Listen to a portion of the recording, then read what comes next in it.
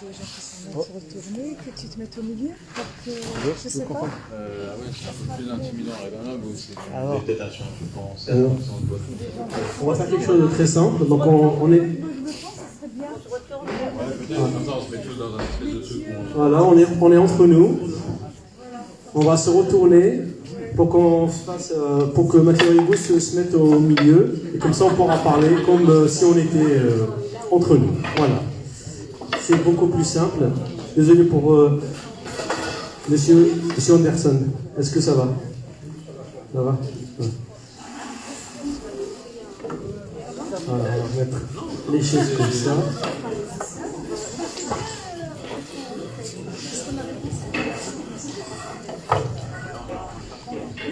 Alors, donc, est-ce que tu as le micro? C'est bon? Ouais. Ok.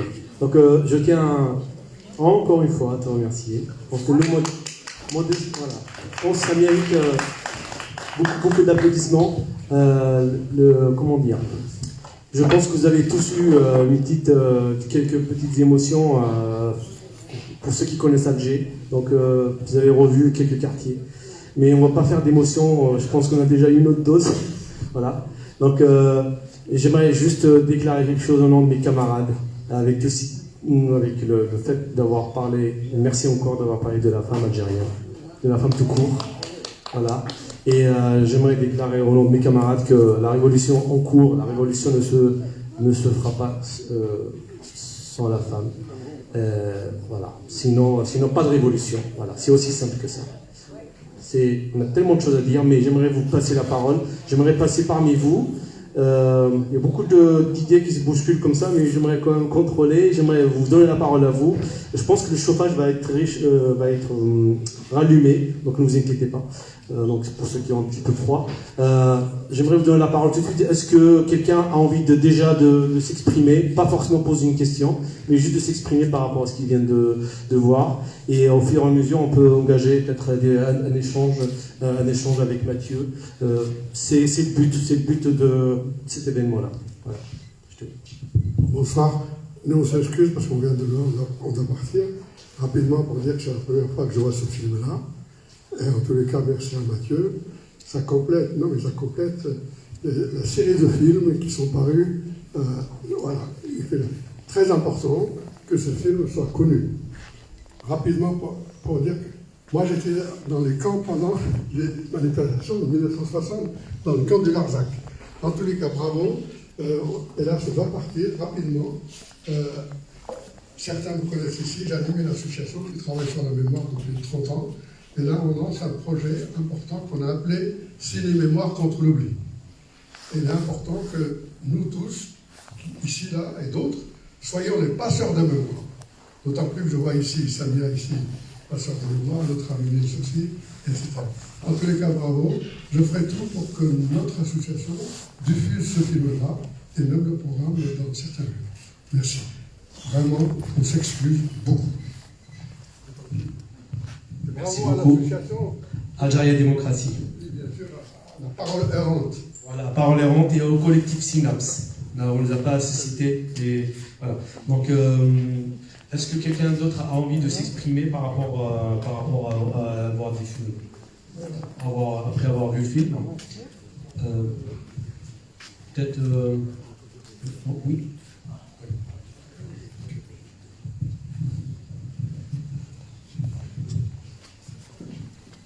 Moi, je m'appelle aujourd'hui, voilà en cabinet, voilà, les soldats ils viennent et on va tout manger, tout ça. Après, il était du gasoil, tout le monde. On habitait à la montagne, on descendait à Sidéj pour faire la commission. On était obligé d'aller voir les soldats, ils nous donnaient un laissez-passer. On allait à Sidéj, on faisait des commissions, il y avait comme des barrages, quoi, ils contrôlaient ce qu'on avait acheté. Voilà. Je m'appelle aussi tous, ils habitaient des Sénégalais en Algérie. Ils ont tout mangé, tout. Voilà, bonjour messieurs, dames. Alors, moi j'ai grandi chez les années 60 en France, et je me rappelle comment on a souffert en Algérie à l'académie. Alors, on va y aller, on va chercher des laissez-passer pour aller à la ville, faire des courses. Faire des courses pour 2 mois, 3 mois. Les Français, ils arrivent, ils fouillent dans toutes les... Ils nous font sortir dehors, à l'extérieur. Ils restent tous à la maison et ils renversent tout. La semoule, tout ce qu'on a acheté à la ville. Et après, on a fait la réserve pour les Moudjahidines. Mais non, c'était pour nous. Moi, mon père, il est venu, il avait 20 ans, il est venu de l'Algérie en France. Il est venu en 42, il avait 20 ans. Il est né en 22. Moi, je ne connaissais même pas mon père. Un frère, il est venu entre-temps, ma mère a des enceinte à chaque fois, je suis née, mon père, il est né. Alors, on a souffert, surtout quand la femme, elle n'a pas de mari. Elle croyait que les Moudjahidines, ils l'envoient partout, ramener, comment on dit, les nouvelles. Non. Surtout les femmes qui n'ont pas de mari, les Français, ils le font souffrir. Et leurs enfants, on crevait de faim. On n'a rien à manger. On ne mangeait rien, jamais on mangeait de la viande. Jamais. On mangeait que de la galette, couscous, la galette. C'est tout. La galette algérienne, kabyle, Arlo. Voilà, Arlo, avec le feu de bois, on n'a même pas de gaz. On n'a pas de pétrole. On n'a pas d'électricité. On se fait éclairer avec un truc, avec le gaz, le pétrole. La nuit, on doit l'éteindre de bonne heure parce que sinon les Français, ils passent dans la rue, ils nous voient, après c'est les Moudjahidines qui sont là. On doit l'éteindre. À chaque fois, il y a le couvre-feu, on doit l'éteindre tout de suite. Au couvre-feu, on doit être à la maison, on n'a pas le droit de sortir. Mon oncle, ils l'ont tué devant la porte parce qu'il est rentré tard, après c'est un Moudjahidine, ils l'ont tué. Comme ça, devant la porte, mon oncle. C'est grave. Alors maintenant, on est en France. Moi, je suis venue avant 60, je suis venue en France. Alors, je suis une immigrée en France, et quand je vais en Algérie, je suis une immigrée. Quand j'arrive en Algérie, moi, je suis grosse. Pourquoi vous dites immigrée? Regarde comment je suis grosse. Ils sont en France et ils nous appellent les immigrés. Normalement, on est français. Français. Je déteste le nom immigré. Partout on va, on est en France. En vérité, on est français. Mais quand on va en Algérie, on est algérien. On est des immigrés. On est en France, on est des immigrés. On est où, hein? On est où chez nous? Où est-ce qu'ils sont chez nous? Alors on doit prendre un bateau, on va aller au milieu de la mer, on va vivre sur un bateau, tous les immigrés. Et là-bas, peut-être on sera avec les poissons, on sera bien. Moi, je déteste le nom immigré. Sortez des Algériens, on est français. Français d'origine. Oui, voilà. On est français, hein. Citoyen du monde, c'est pas parler. Merci beaucoup. Bien sûr. Oui, eh ben, merci à Michel Régoust pour ce film. Mathieu, pardon, pour ce film. Franchement, il faudra bien que tu nous racontes un peu comment tu as fait ce film, tes contacts, quels ont été tes contacts, comment tu es arrivé, parce que tu as pris des gens qui sont connus, d'autres moins. Et qu'est-ce que ça fait plaisir de voir un film où on n'a pas les officiels, où on n'a pas les colonels, où on n'a pas les anciens, où on n'a pas tous les bureaucrates là. Enfin, on voit le peuple et moi j'adore cette jonction entre le peuple de 1960, de décembre 61-60 et le Hirak. Et cette jonction que tu as fait. Et effectivement, moi je trouve que vraiment il est super le film parce que on voit des gens parler de ce qu'a été la révolte, des injustices, de cette force, de comment les gens ont été galvanisés et que voilà, c'est le peuple qui a fait la révolution et pendant toutes ces années, on nous a confisqués et tout le peuple est rentré chez lui. Et on a eu une caste qui s'appelle les Moudjahidines et qui ont réclamé ce droit de, enfin ces droits non, cette indépendance au détriment de tout ce peuple qui s'est mobilisé, qui a pris des risques, qui s'est mobilisé, qui a pris des risques, qui aurait pu être tué, qui a été tué, dont certains ont été tués. Et je trouve que c'est un hommage au peuple algérien et le Hirak a repris un peu cette problématique, cette revendication que c'est le peuple qui fait la révolution et c'est le peuple qui fait les événements révolutionnaires. Voilà, merci. Donc la question, comment t'as fait? Oui, c'est bien de voir absolument. Ouais, du coup moi je fais de la recherche en sciences sociales et j'ai jamais fait de cinéma ou des trucs comme ça. Et j'ai commencé pour enregistrer les entretiens, faire la vidéo, et j'avais fait la vidéo dans d'autres cadres, dans d'autres luttes, notamment dans des luttes d'occupation à Toulouse. Mais il n'y a pas eu de financement institutionnel ou quoi que ce soit, du coup il a fallu, pour faire exister le film, une fois que j'ai assumé que qu'il fallait qu'un objet audiovisuel c'était bien en plus du livre et du site pour retransmettre cette histoire. J'ai avancé avec ce que je pouvais, avec un appareil qui a été acheté avec les sous d'un bouquin d'avant. J'ai pris le son tout seul et voilà quoi. Retrouver les personnes, il y a une partie de l'enquête, c'est sur les archives, donc là on ne les voit pas tellement dans le film, même si on peut discuter d'une des archives audiovisuelles en noir et blanc. Si vous voulez, ça on peut se raconter ça. Mais sinon, retrouver les personnes, j'ai demandé à toutes les personnes qui avaient un lien avec l'Algérie que je croisais, où était ta tante en 60, où était ton grand-père, où t'étais. Et la plupart des gens qui ont vécu décembre 60, en général, en Algérie, à partir de ça, c'était pas très compliqué. Les gens diraient que dès qu'on en parle, il y a un peu un truc de... Cette histoire, elle revient, quoi. Il n'y a pas eu de difficulté à ce que les gens témoignent, mais je pense qu'il y a une grosse partie, c'était un truc qui n'était pas volontaire, mais c'est le fait de ne pas avoir les moyens de débarquer avec une équipe. En fait, la question, elle ne s'est même pas posée, quoi. Mais en tout cas, tous les témoignages qui sont là, c'est des personnes avec qui on s'est rencontrés, qui ont participé à cette enquête populaire. En gros, je leur racontais moi ce que j'avais trouvé dans les archives, ce qu'on m'avait déjà dit dans certains entretiens, où j'en étais de mes hypothèses, de ce que je pensais, de ce qui s'était passé, en tout cas des questions que ça posait. Mais voilà, du coup on se rencontrait et effectivement il n'y a jamais une équipe qui a débarqué chez les gens en mode et maintenant, c'est maintenant qu'on va faire l'entretien et tout, quoi. Et du coup, il y a des trucs qui ne répondent pas aux formes, je sais pas comment dire, conventionnelles du documentaire, quoi. Mais bon, au final, en fait, ça a permis de faire des entretiens qui auraient... Je pense pas qu'ils auraient été... le fond aurait été forcément différent si tu débarques avec une équipe de gens. Et voilà, comme en fait, ils auraient été aussi différents s'ils avaient été menés en arabe, s'il avait été une algérienne, etc. Quoi. Et c'est aussi pour se dire les limites de ça, quoi. Mais en gros, ça a été fait avec les moyens du bord, avec les financements que j'ai trouvés petit à petit. Et, comme je vous ai dit, ça a pris 7 ans. La plupart des entretiens, ils sont tournés en Algérie.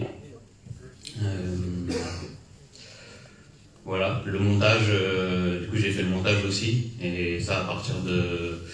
Je suis d'une génération qui a vu arriver un peu les home studios et au début des années 2000 où du coup tout le monde faisait un peu de la production d'instru hip-hop et tout. Et franchement le langage Premiere Pro c'est la même chose que les logiciels de montage d'instru hip-hop, et du coup moi j'ai monté le film comme on faisait des instrus, quoi. Et voilà, je pense que ça répond pas à des trucs conventionnels du docu aussi, mais vu que personne l'a financé, on fait ce qu'on veut, quoi. Et voilà, c'était une des propositions en tout cas d'inclure la danse aussi. Alors, il se trouve que les Algériens, nous avons beaucoup de chance d'avoir des amis, comme toi, Mathieu. Et l'Algérie, Dieu sait qu'il en a compté des amis. Et ce soir, nous avons aussi un autre ami, un grand ami de l'Algérie. Nous avons eu la surprise et la joie d'avoir M. Nils Anderson, qui est un très grand ami de l'Algérie avant 62 et bien après. Donc il y a beaucoup de choses à dire, mais je pense que j'aimerais juste avoir vos impressions, M. Nils Anderson. Retenez ce nom-là. Si vous rentrez ce soir ou demain, voilà, cherchez, lisez, partagez. Quand vous lisez quelque chose, partagez l'histoire, parce que malheureusement, il n'est pas enseigné, vous le savez, donc on la cherche. Dès qu'on la trouve, on la partage. Donc, si on peut parler, monsieur le ministre Marcel. Oui, je crois que le film pose un sujet très exact et très précis. C'est l'importance des manifestations de décembre 60. C'est vrai, c'est un tournant. C'est un tournant parce que c'est un tournant pour De Gaulle, qui comprend que la résistance du peuple algérien est irrésistible, qu'elle ne s'arrêtera pas. Et c'est à partir de là qu'il va engager plus sérieusement le processus de négociation qui mélange l'accord de Vienne. Et c'est un changement aussi pour ça du Front de Libération Nationale. C'est vrai, je peux le confirmer, que ce n'est pas le FLN qui a organisé, qui a décidé des manifestations de décembre 60. Je me souviens très bien avoir eu à ce moment-là une réaction en montant des responsables algériens qui m'ont dit « Ouf, l'intérieur tient ». Parce que je n'étais pas sûr. Je n'étais pas sûr. Hein, parce qu'effectivement, la répression, les maquis étaient très durement touchés, les villes, la répression, etc. Les réseaux du FLN étaient souvent démantelés, etc. Mais il faut dire une chose, et ça c'est l'intelligence quand même de la conduite de la Révolution, c'est que dès le début, ils ont su qu'ils ne pouvaient pas remporter militairement la victoire contre la France. Militairement, ce n'était pas possible. C'était donc, il y avait cette lucidité que dès le début, le FLN a mené la lutte de libération et la révolution sur le front militaire, sur le front politique, sur le front diplomatique, sur le front de l'information et de la propagande. Ils ont mené tous ces ponts simultanément, ce qui fait que la cause de la révolution algérienne a gagné en influence dans le monde. Elle a modifié un peu la position de la France. Et je le dis, oui, décembre 60, c'est un tournant. C'est ce qui va amener la négociation et les accords et l'indépendance. Mais c'est indissociable de tout ce qui précède. S'il n'y avait pas eu la lutte le 1er novembre 54, il n'y aurait pas décembre 60. Hein, c'est la continuité, mais c'est cette belle continuité qui montre que là, effectivement, la libération du peuple algérien a été une victoire du peuple. C'est le peuple. Il n'y a pas de dirigeants qui émergent. Enfin, il y a autre chose qui était précisée très justement dans le film. À un moment donné, effectivement, les manifestations de 60 ont soulagé le transfert de soldats de l'intérieur vers les villes, ont soulagé les maquis et ont permis de se réorganiser. Et là, il y a peut-être un autre secteur qui est souvent oublié dans l'histoire de la libération algérienne, c'est le rôle de la Fédération de France.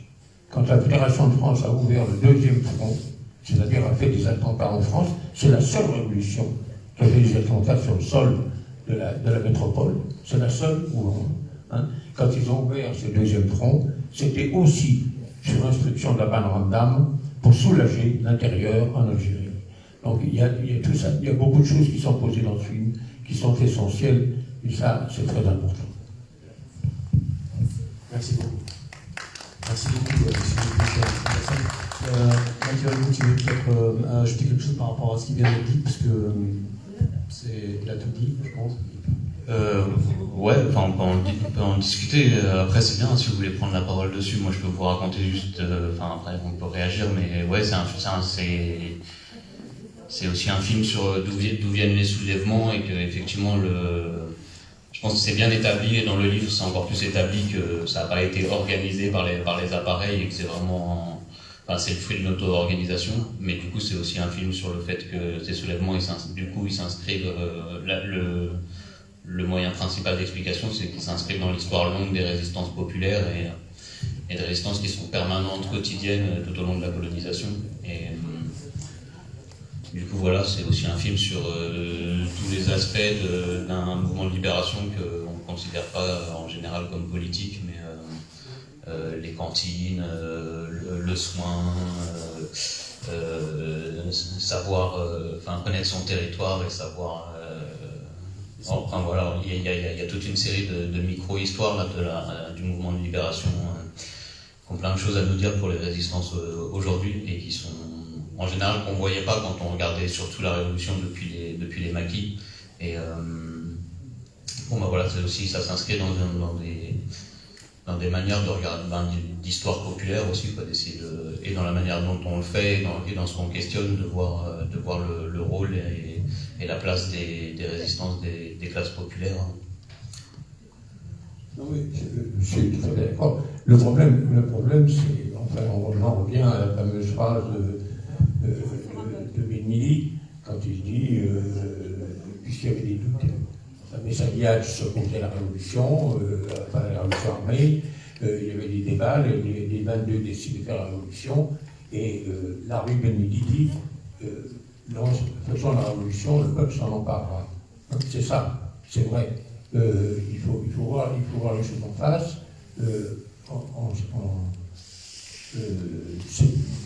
Ça, c'est quand même l'origine de la révolution d'une libération.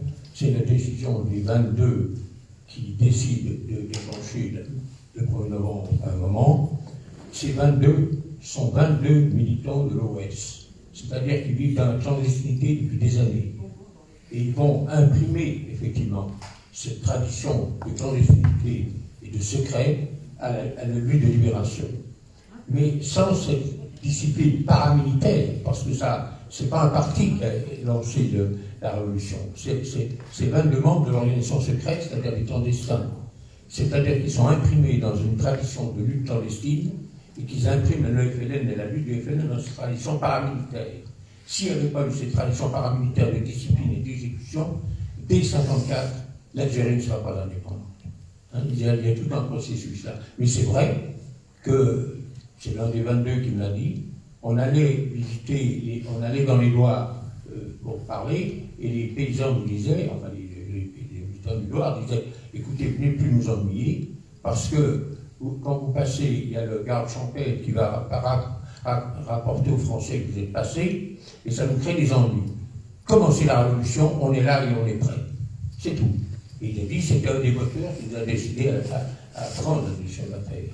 Mais avec dans la tête un problème très organisé, et il faut rappeler, c'est une très belle phrase, je ne connais aucun autre mouvement de libération qui s'est lancé sur ce mot, le premier mot de la déclaration du 1er novembre 1954, c'est à ceux qui nous jugeront.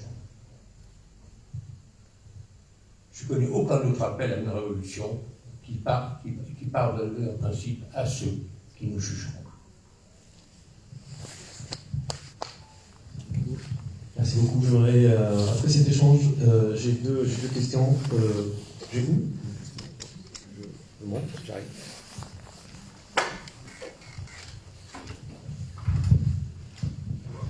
Merci, bonsoir.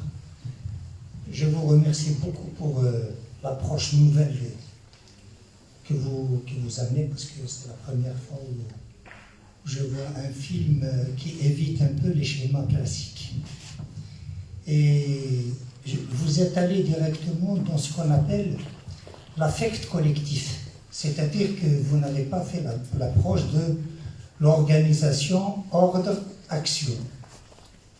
Vous avez montré un film où, même si on casse l'organisation, le mot d'ordre de l'organisation reste vivant. Parce que vous avez été dans l'affect collectif. Et cet affect collectif, des fois, il apparaît même dans ce que vous avez programmé comme artistiquement, dans les danses de trance. C'est-à-dire que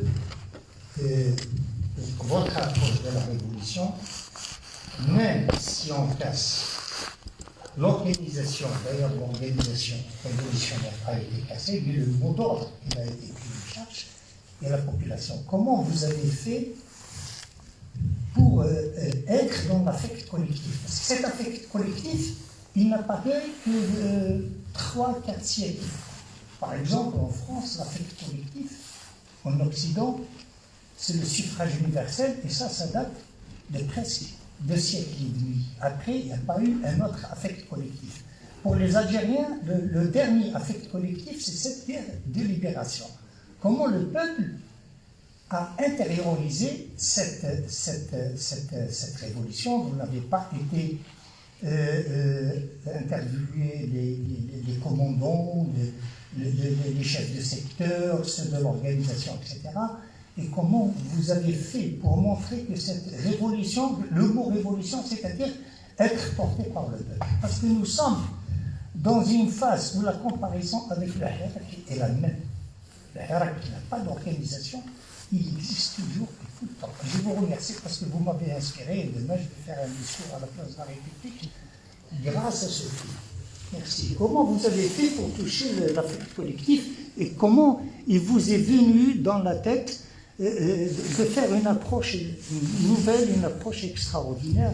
Parce que ce que j'ai ressenti aujourd'hui, j'avais 4 ans à l'indépendance et j'ai ressenti la même chose qu'aujourd'hui. Et à l'indépendance, ce ressenti-là, il n'a pas été dicté par le FLN ni par quelqu'un d'autre.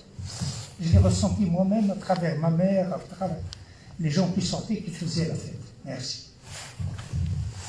Merci beaucoup. J'ai l'impression qu'il se passe un peu un truc quand on parle de ces moments-là, on a la question, je ne sais pas, on a tous des manières de l'avoir vécu, mais il y a en tout cas dans les témoignages, pour essayer de comprendre comment des milliers de personnes s'étaient mises en danger de mort tout ensemble, s'étaient maintenues face à la violence des colons, de la police, de l'armée. On s'est posé les questions directement et en fait c'est revenu régulièrement dans les témoignages des personnes qui parlaient d'ivresse, de transe, de délire, et puis pareil, c'est d'essayer de comprendre ce que les gens disaient quand ils parlaient d'un corps commun. Et en vérité, c'est un peu compliqué avec les notions de sciences sociales parce qu'il n'y avait pas grand-chose pour aborder ça, notamment dans le bouquin. Et du coup, je suis retourné voir Fanon, qui inspire pas mal une partie de mon boulot. Et du coup, Frantz Fanon, qui est un psychiatre d'abord martiniquais, puis qui est devenu algérien en rejoignant la révolution algérienne. Et lui, il a une analyse qui permet un petit peu d'aborder ces questions-là. Et qui n'est pas dans le Fanon révolutionnaire, que le Fanon soignant. Et oui, à la fois il observe que la violence coloniale s'incruste dans les muscles et qu'il y a des moments où elle explose, et c'est un moment où il est aussi obligé de répondre à une gauche institutionnelle en France qui dit ah bah oui mais le mouvement indépendantiste pose des bombes, c'est violent, etc. Et du coup, il essaye d'expliquer tout ça, et il a aussi des passages, mais un peu amers, pas forcément amers, mais il ne va pas jusqu'à dire les danses de trance font partie du mouvement de libération, mais par contre il a des analyses sur comment pour survivre à la violence coloniale, les opprimés dans le monde entier utilisent des pratiques pour déposer une partie de la violence. Et voilà, et du coup, ça me semblait être une des manières de trouver des pistes pour répondre à ça. Et après, on l'a croisé aussi un peu avec une partie de mon boulot, ça dialogue avec les travaux d'une philosophe qui s'appelle Elsa Dorlin, et qui a aussi notamment sur les questions de défense et des pratiques corporelles, comme notamment qui propose aussi de voir les danses sous toute une série de pratiques populaires comme des manières de s'entraîner à surgir, s'entraîner à se préparer au combat, se préparer à se défendre, etc. Et que du coup, la question des danses de trance, ça semblait être une des manières, en tout cas, de venir discuter là, de cette espèce de trance collective dont parlaient les gens dans les témoignages. Et après, il y a un peu Karim Al-Azali qui donne des pistes théoriques, mais moi j'ai eu l'envie en tout cas de proposer qu'on n'y réponde pas avec des grands schémas théoriques, mais avec justement des images sur la danse et on essaie de ressentir ça ensemble. Et du coup, bah voilà, j'ai proposé à 3 danseuses algériennes ou d'origine algérienne. On a fait pareil que pour les entretiens, en fait, je leur ai raconté ce que j'avais trouvé dans les archives, ce qui se disait dans les entretiens, les hypothèses, un peu tous les trucs qu'on est en train de se dire là, sur les résistances populaires, sur du coup, sur le rôle des classes populaires dans le mouvement de libération. Et bah, on a organisé, enfin, elles ont proposé des performances en 3 temps, du coup un peu comme le film, quoi. Un temps sur le corps écrasé, opprimé, un temps sur le corps qui explose, et un temps sur les muscles qui se libèrent, le corps qui s'émancipe.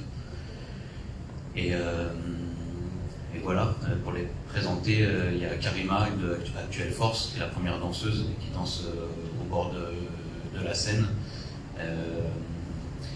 Et du coup, il y a aussi un des encarts pour parler des violences d'État jusqu'à aujourd'hui, du racisme d'État jusqu'à aujourd'hui. Et c'était le jour de ses 50 ans, et je ne sais pas si vous la connaissez, mais c'est un personnage de l'histoire du hip-hop. Elle a Actuelle Force, ce coup, c'était un des premiers crews de breakdance qui a eu une carrière forte, quoi. Et elle a dansé au Bataclan en 84. Un truc à un moment où le hip-hop était considéré comme une sous-culture. Et voilà, la deuxième danseuse, Isia Habibic, du coup elle propose une performance de walking, une danse queer afro-américaine, en tout cas non blanche, issue des États-Unis, et qui parle un peu de tout ça aussi, de comment le corps fait partie d'un mouvement de libération. Et Saïda Nekbouda, c'est une chorégraphe d'origine algérienne qui est en France et qui s'intéresse aux danses de trance d'Afrique du Nord. Et voilà un peu. Merci beaucoup Mathieu, merci beaucoup. C'est vrai que la révolution, avec ce film, ce qui m'a personnellement épaté, après je vais passer la parole à Farida qui veut poser une question, et aussi Karim. Donc la révolution est là, c'est mécanique. Et là, son fonctionnement et le film, il le explique très très bien. Donc voilà, je voulais juste vous dire ça. Je vais passer la parole à vous. Bonsoir. Alors, pour être franc, pour les mêmes raisons pour lesquelles votre film est apprécié, moi je suis très réservé. Surtout après votre réaction, votre réponse à l'observation de M. Anderson. Je ne connais pas, donc je ne connais pas ce que vous dites dans le livre, ni vos conceptions. Je parle de l'impression que fait sur moi le film, lorsque je le vois. On voit très bien, dès le début, qu'il y a un propos très militant d'une lecture. On fait parler des lectures d'aujourd'hui, avec une couleur militante particulière. Il n'y a pas de souci là-dessus, hein, d'événements historiques, jusqu'à peut-être dire certaines contre-vérités sur la notion de propriété avant l'avènement de la France, etc. Mais ce n'est pas le plus grave. Ce qui me dérange, c'est que je pense que la logique a été poussée tellement loin pour affirmer que les classes populaires ont joué un rôle, mais bien sûr que les classes populaires ont joué un rôle dans la guerre de libération. On a essayé dans ce film de travailler que cela, que c'est devenu un peu exclusif, jusqu'à tomber dans le travers de la pensée bouddhiste, de la transe, etc. C'est pas de la sous-culture, encore une fois. Mais cela me dérange dans le sens où on parlerait presque de mana révolutionnaire. Ça rejoint un petit peu des visions orientalistes. Ça nous fait rappeler, au contraire, on tombe dans le contraire peut-être de ce qui est censé dénoncer le film. Et surtout, donc il manque cet aspect de ce sur quoi intervenait M. Anderson, c'est que quand on voit tout cela, on a l'impression que c'est fait de détermination sociale, de culture, etc., mais que la guerre de libération, la résistance du peuple algérien n'est pas une élaboration politique, n'est pas une élaboration rationnelle. En tout cas, ça manque au tableau. Et quand on voit défiler tout sans cela, je crois que je ne fais pas dans l'excès de penser à cela. Autre élément, donc, d'ailleurs qui restitue ce côté un peu exclusif qui me dérange, c'est quand vous parlez du titre, vous dites le seul héros c'est le peuple. À qui peut-on opposer cela? À des non-Algériens? Si c'est pour arbitrer entre les Algériens de qui est l'héros ou qui ne l'est pas, tout le monde est dans le peuple, y compris donc les dirigeants, ceux qui ont fait la guerre de libération. Pourquoi est-il besoin de le dire? Maintenant, c'est comme à un moment donné, la conclusion dont à la fin on dit que c'est pour opposer à ce qui fait souffrir aujourd'hui l'Algérie, une certaine clientèle de régime qui a tous les privilèges, etc. Si c'est à cela qu'on le dit, sachez que la filiation pourtant de ce titre, de ce slogan, vient d'ailleurs. Justement, c'était opposé pour qu'on puisse occulter qu'à un moment donné, il y a eu en Algérie, c'est que la guerre de libération était incarnée par des personnes. Ce n'est pas pour la monopoliser, mais tout simplement qu'il y a la notion de responsabilité. Il y a eu des gens qui se sont dit que le colonialisme est à combattre et ont fait l'élaboration nécessaire à travers des générations de militants et en ont combattu. C'est surtout à cela, contre cela, qu'a été élaboré ce titre et il devient un peu exclusif. J'aurais admis le peuple héroïque, mais un seul héros, le peuple, honnêtement, moi je vous dis, en tant qu'Algérien d'aujourd'hui, comme slogan me dérange énormément. Je vous remercie. Merci. La parole est libre, donc c'est très bien. Je vous encourage tout le monde à poser des questions parce qu'on est là pour ça. Donc il y a eu une question, mais j'aimerais d'abord que Mathieu puisse répondre. Je réponds parce que sinon on va se perdre. Moi, il n'y a aucun moment où je dis que le mouvement de libération et que l'indépendance, il n'y aurait pas de rôle des organisations politiques et militaires. Là, c'est un film sur un moment où les appareils ont été démantelés par la contre-insurrection. Et c'est ce que ça vient, parce que c'est la question qui se pose sur le 11 décembre, quand on parle de la spontanéité en Algérie. Et en fait, même au niveau du GPRA, c'est reconnu que les manifestations n'étaient pas prévues. On voit que c'est Farhat Abbas qui demande même qu'elle s'arrête. Du coup, c'est aussi une réflexion sur la manière dont peut-être c'est juste à ouvrir des pistes sur ça, mais aussi sur la manière dont le processus révolutionnaire a été arrêté. En tout cas, ça vient questionner à un angle que, moi en tout cas pour ma part, j'ai l'impression qu'on ne voit pas dans le récit du mouvement de libération où il y a essentiellement les Moudjahidines, les maquis et les directions politiques et militaires. Et du coup, c'est un film qui est sur un autre aspect, qui est celui des résistances populaires, parce qu'en général, on ne les montre pas, mais à aucun moment, c'est Sofiane, le journaliste, qui en parle à un moment, il y a une dialectique entre l'aspect organisationnel du mouvement révolutionnaire, mais ça ne fonctionne pas sans, et d'ailleurs c'est tout le cœur de... Ça vient raconter, en fait, il y a eu deux logiques dans le mouvement de libération. Il y en a une qui était par la diplomatie, les appareils, etc. Et il y en a une aussi qui était de ne pas le considérer, c'est ce qui était dit par rapport à l'Arbi Ben Midi, mais pas seulement, des assemblées du peuple qui auraient pu rester enfin, c'est une des perspectives de l'organisation du mouvement de libération qui a été, elle aussi, qui a été... en tout cas qui a disparu dans l'organisation de l'indépendance, et qui explique, en tout cas c'est des pistes de réflexion. Après oui, il y a clairement un positionnement militant dessus, qui est de dire faut qu'on s'intéresse à la place des classes populaires dans les mouvements de libération, et voilà. Après c'est pas un film qui prétend dire c'est ça qui s'est... d'avoir un modèle d'explication générale de la guerre de libération. Sur un seul héros le peuple, c'est pas une phrase que je reprends pour moi, c'est plutôt justement une espèce de source qui vient de cette enquête-là, que, comme tous les symboles, il a été codé, recodé, et justement il a été codé, comme vous l'expliquez, il a aussi été codé au sens de peuple comme classe populaire, et c'est comme ça qu'on le réentend, en tout cas moi, ma génération, les amis que j'ai, surtout à Alger, et en fait même avant le redémarrage du processus révolutionnaire en février 2019, la manière dont ils entendent un seul héros le peuple, et en fait comme il a résonné jusqu'ici, c'est une manière de mettre en cause les élites et les classes dominantes dans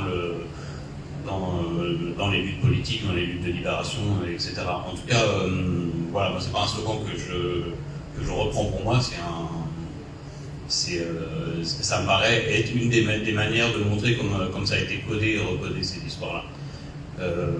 Voilà, je ne sais pas quoi me dire d'autre. Merci Mathieu. Moi je suis pas algérien, mais je vais me mettre dans le débat quand même, parce que je pense que c'est un débat qui concerne partout. Sinon on pourrait parler de la Guadeloupe, on pourrait parler de ce qui se passe en France, des émeutes, de plein de choses, etc. Moi ça me fait, quand j'entends dire ah oui, s'il y a des 160, c'est parce qu'il y a eu le 1er novembre. S'il n'y avait pas eu le soulèvement en mai 45, il n'y aurait pas eu le 1er novembre non plus. Et je ne crois pas que le soulèvement du 8 mai 45, ça soit le FLN qui l'ait décidé vu qu'il n'existait pas, ni les messalistes, ni quoi que ce soit. C'est des milliers de personnes qui ont fait un soulèvement, qui ont déjà fait un soulèvement. C'était armé le soulèvement en 8 mai 45. C'était une insurrection, déjà c'était un soulèvement. Donc ça veut dire que les gens qui ont créé à un moment donné une organisation révolutionnaire, ils sont inspirés de soulèvements qui existaient déjà. Donc en fait le peuple et ses réactions, elles préexistent toujours aux organisations révolutionnaires qui, de fait, si les gens deviennent révolutionnaires, c'est parce qu'ils réagissent à des injustices et ils ont déjà des exemples de soulèvements et de gens qui se rebellent autour d'eux, qui décident de devenir révolutionnaires. Ils ne le font pas parce qu'ils ont sorti de leur tête en lisant Marx un jour, c'est comme ça que je vais faire la révolution. Non, c'est parce qu'ils sont nés avec des injustices et après ils ont des bouquins, etc. etc. Donc, et c'est juste, et c'est super important de se rappeler ça. Pourquoi c'est super important de se rappeler ça? Parce que sinon, justement, on réinvente l'histoire en croyant qu'il y a 22 révolutionnaires. C'est pas vrai. Il n'y a pas 22 révolutionnaires, ni en Algérie, ni partout dans le monde. Il y a plein de gens qui ont été femmes de ménage, qui ont été plein de choses, qui ont fait plein de choses. Et quand on commence à dire, oui, c'est lui, les révolutionnaires, ça veut dire qu'on crache sur tous les autres qu'on n'a pas nommés. Et tous ces autres-là, c'est ceux qui leur ont torché le cul. Et donc, c'est super important, ça, de se rappeler ça, parce que sinon, en fait, je pense qu'à un moment donné, là, on est aussi en changement d'époque, où voilà, on se rend compte qu'il n'y a pas que les organisations révolutionnaires, il y a tous les gens qui luttent autour, et que voilà, si on veut avancer, il faut avoir ce respect pour toutes ces personnes, pour tous les gens qui contribuent là-dessus, et pas simplement l'organisation qui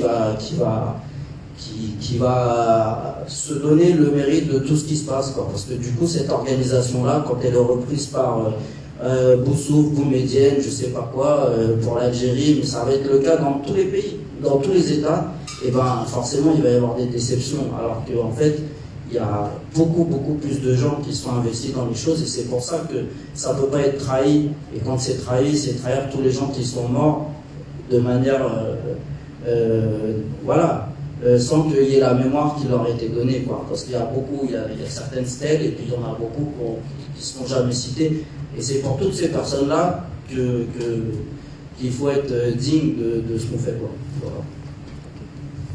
Merci pour ce point de vue. Donc, est-ce que Mathieu, tu veux ajouter quelque chose, ou on va passer à la prochaine question peut-être?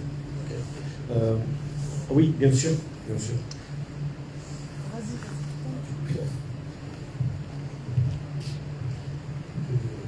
D'abord, les événements de ce type, il y a une initiative et il y a une organisation derrière.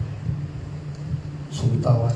Le problème, c'est qu'une nouvelle génération qui apparaît, c'est la génération qui a eu 20 ans dans les années 40, qui a eu 20 ans au moment de la défaite de la France, et qui, cette génération-là, prend conscience que le colonialisme français est vulnérable.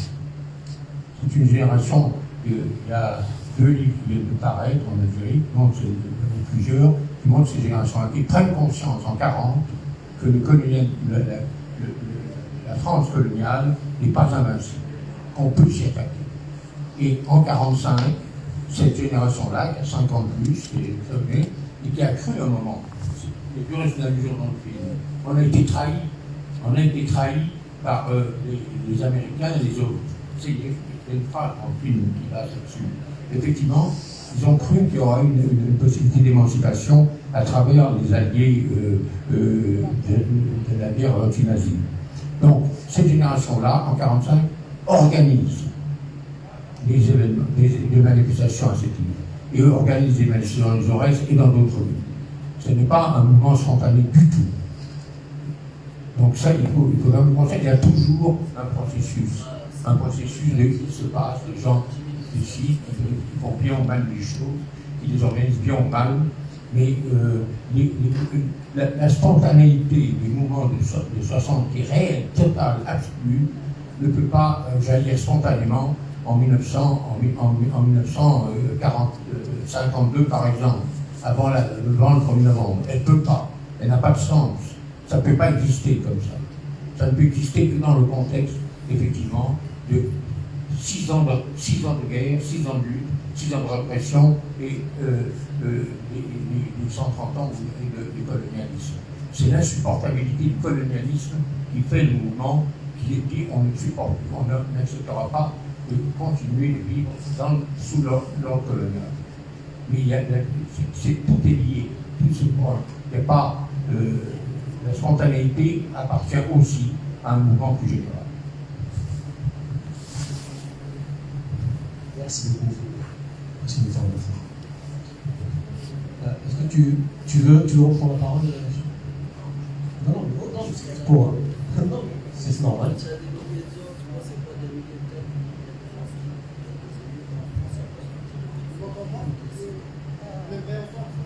Je sais pas, c'est ça. Bon. On va prendre, parce que sinon on change d'exemple. On prend les émeutes en 2005. Il y a une organisation révolutionnaire qui a décidé, elles ont toutes été complètement balayées de la carte alors que c'était l'état d'urgence pendant un mois. Il faut arrêter de croire. C'est pas une intelligence qui organise les choses. S'il y a des milliers de personnes, c'était pas des milliers de personnes encartées chez les messalistes, c'est pas vrai. Même s'il y a des gens, ils incitent à quelque chose, si les gens ils suivent pas. Bon, on fait un rassemblement sur le logement, soit les gens ils sont là, soit ils sont pas là. S'il y a ça se décide pas. Pour une organisation, quelle qu'elle soit, en fait, c'est pas ça qui va expliquer pourquoi ça surgit. Et c'est une différence politique. Je te remercie.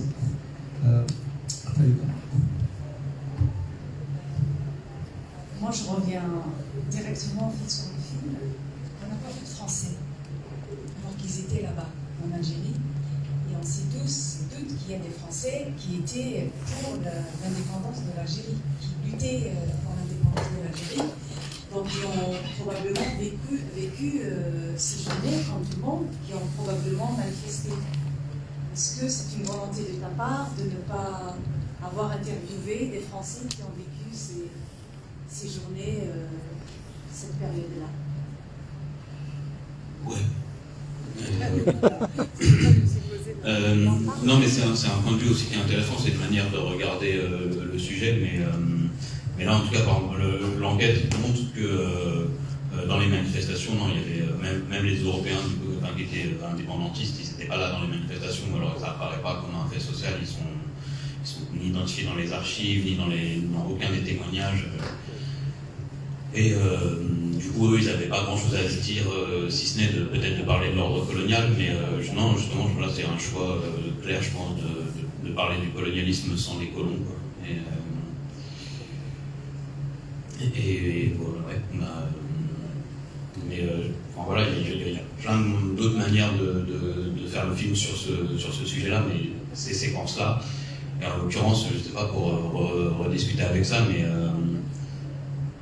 en fait, elle vient de montrer qu'il y a de l'organisation partout, quoi, mais que ce n'est pas forcément de l'organisation en termes comme dans les états-majors des organisations politiques et militaires, mais les cantines, ça s'organise et ça en fait partie. Tous les centres de soins clandestins, c'est l'organisation, c'est fondamental. En fait, l'organisation par exemple des enterrements, et c'est juste de dire tout ça participe du processus révolutionnaire et c'est ancré dans des pratiques d'organisation, mais elles aussi historiques. C'est parce que les classes populaires ont côtoyé des militants révolutionnaires, ont côtoyé se sont transformés pendant la guerre de libération. Et du coup, c'est un peu aussi un film qui questionne ça, sur comment les résistances populaires, qu'on n'accepte jamais comme étant profondément politiques, finissent par elles aussi pouvoir se transformer à participer de la mécanique révolutionnaire.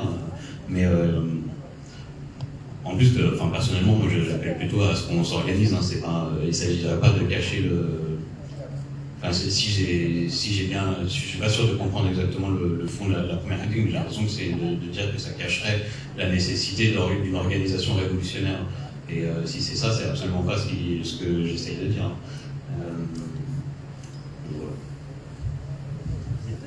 Voilà. On demande des questions. C'est vrai que moi j'ai vu le film en plus, hein, un hommage au peuple, un hommage, voilà, on a beaucoup parlé des organisations, on en a trop parlé même, et on n'a pas assez parlé du peuple dans l'histoire, dans les livres, etc. C'est vrai, je veux dire, ces révolutions ont été confisquées, elles ont été confisquées. Et du coup, on n'entend pas beaucoup parler du peuple. Et moi, je veux dire, c'est pas que les 22 qui ont déclenché la révolution. Je veux dire, depuis 1800 et quelques, avec des injustices, il y a eu un système, il y a eu l'étoile nord-africaine. Je veux dire, c'est un processus. Ça n'est pas... Les 22, ils sont pas nés comme ça. Ils sont nés de révolte. Ils sont nés d'ouvriers qui ont dit que l'indépendance est importante, alors que d'autres disaient qu'on pouvait concilier. Donc c'est un processus, et si le peuple est absent, les organisations, elles ne peuvent rien. Je veux dire, c'est aussi ça. Moi, je vois le film comme ça, et je trouve super qu'on parle du peuple, et je trouve super cette jonction avec ce qui se passe aujourd'hui. Voilà, c'est tout. Et par rapport aux étrangers, quand même, il ne fait pas parler des étrangers, mais la femme algérienne, elle en parle. Elle dit, le boulanger, il était comme ça, on avait des Français qui ont fait, etc. Donc on voit un peu, même si c'est pas très, très... voilà. Merci.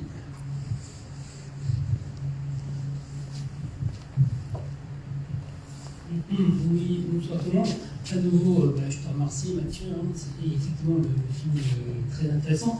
Mais moi je ne suis pas outillé, armé, simplement pour pouvoir apporter une critique, c'est ton point de vue, il est très éclairant et j'en suis ravi. Mais comme vous venez de dire, madame, j'aimerais pouvoir faire le lien entre la période coloniale, celle que tu couvres dans ton livre, et la période post-coloniale. Moi, je suis venu essentiellement pour pouvoir m'outiller intellectuellement de ce qui s'est passé hier dans un schéma pensé méthodiquement par des gens très bien instruits de ces questions. Et aujourd'hui, dans nos vies au quotidien, nous revivons d'une autre manière ce qui s'est passé hier. Tu parlais de 2005. Excuse-moi, effectivement, c'était terrible. Et pour faire le lien avec ce que tu disais, effectivement, il y a une spontanéité, elle est claire.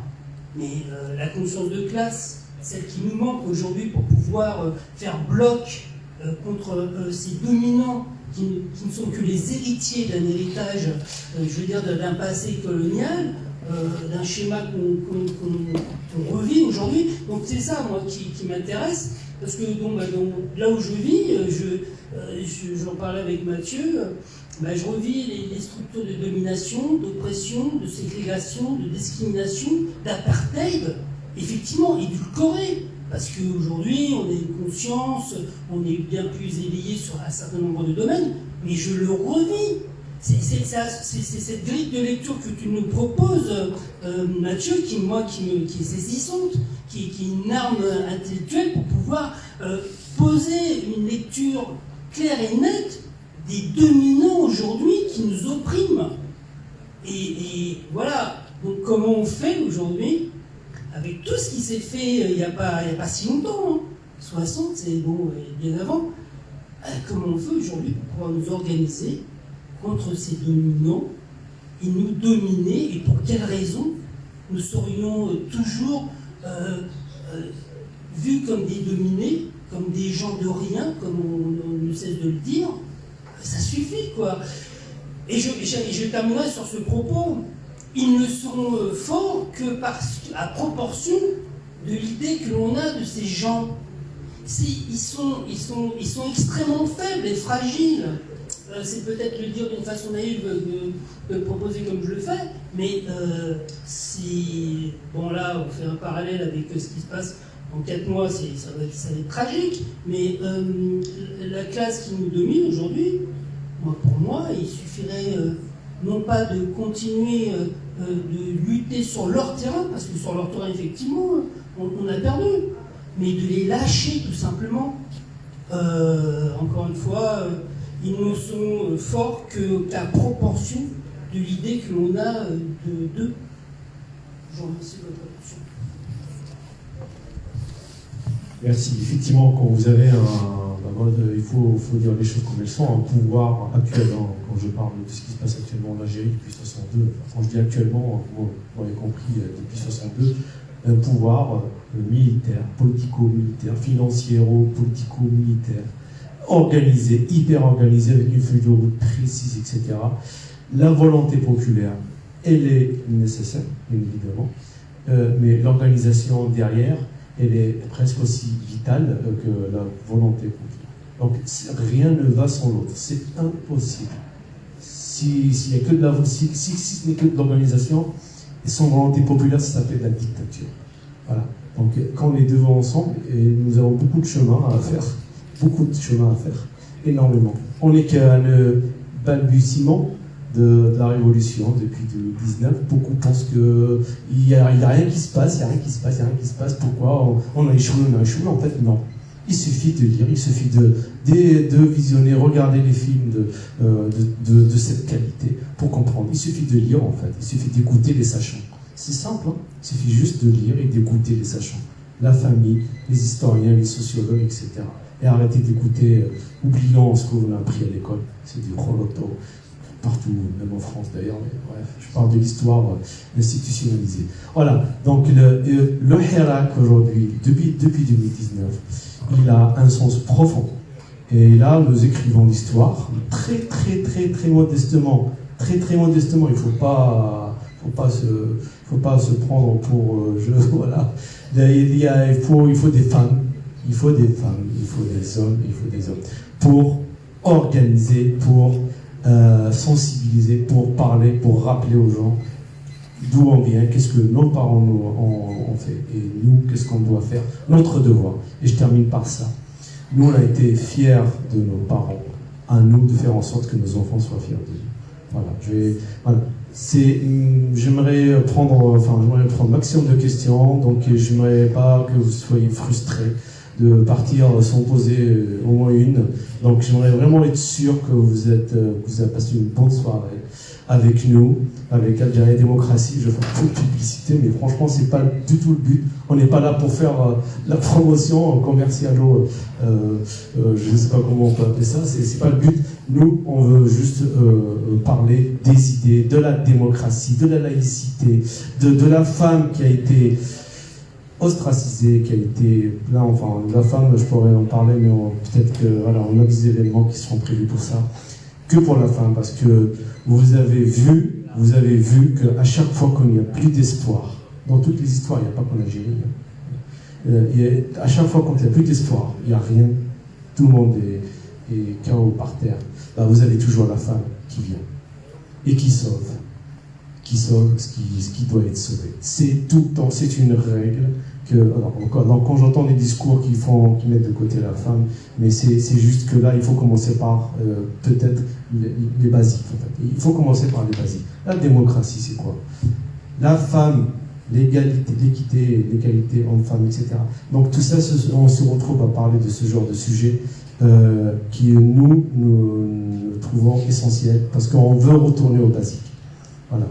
Donc, j'aimerais être sûr qu'il n'y a plus aucune question. Apparemment, il n'y a plus aucune question. J'aimerais donner un dernier mot à Mathieu, parce que c'est, encore une fois, un énorme merci, mais je pense qu'il a compris. Tout le monde est très content de ton travail, de la qualité. On s'est vraiment retrouvés. On a retrouvé notre Algérie grâce à toi.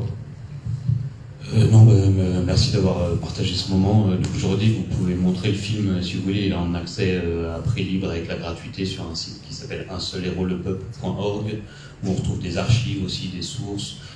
où je suis en train de monter petit à petit les entretiens complets, c'est-à-dire chaque personnage qu'on voit dans le film, qu'on ait accès à. En général, il y a eu des fois 3, des fois 5, des fois 8 heures d'entretien, et du coup, les personnes aussi parlent de l'Algérie post-indépendance, et du coup, c'est aussi des archives importantes qu'il faut qu'on se partage. Et du coup, petit à petit, elles arrivent sur le site. Et voilà, en disant, il y a des traductions, il y a des sous-titres dessus, donc n'hésitez pas si vous voulez les faire voir. Et voilà, c'est un film qui propose de réfléchir à la place des résistances populaires dans les mouvements de libération, à la place des formes de direction des mouvements de libération. Aussi, c'est un film sur peut-être comment se referment les mouvements révolutionnaires. Et donc voilà, le sous-entendu de tout ça, c'était de voir si ça nous ouvre des pistes pour les luttes d'aujourd'hui. Voilà, merci pour la soirée.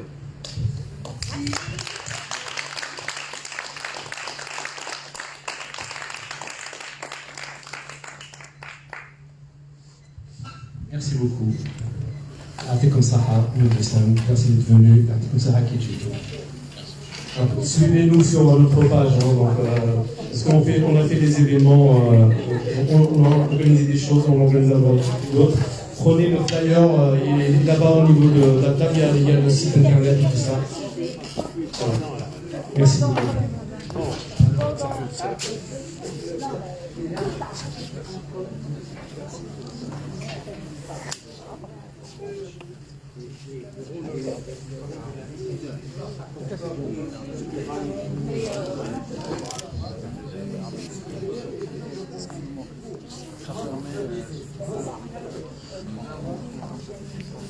Alors, où est-ce qu'il est Mouloud.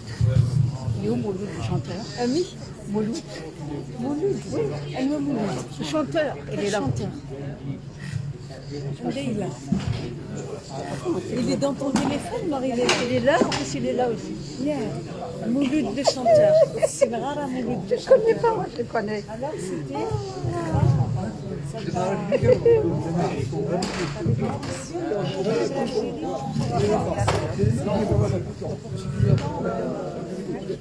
C'est intéressant de voir avec l'histoire, le